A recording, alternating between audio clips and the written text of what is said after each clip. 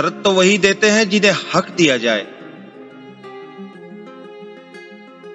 वरना गैर तो धक्का लगने पर भी माफी मांग लेते हैं।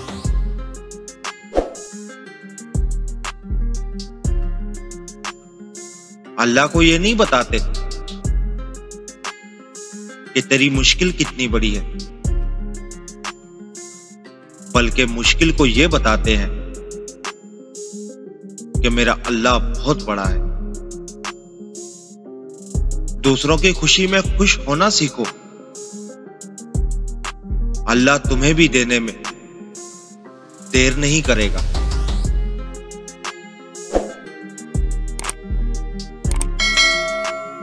बिन रोए तो प्याज भी नहीं कटता, ये तो जिंदगी है, ऐसे कैसे कट जाएगी।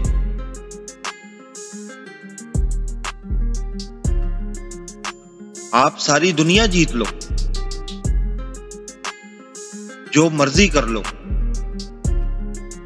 जितनी भी दौलत इकट्ठी कर लो, आप अरूज के जिस मकाम पर भी हो, आप देखोगे कि बेशक मां के बगैर जिंदगी कुछ भी नहीं।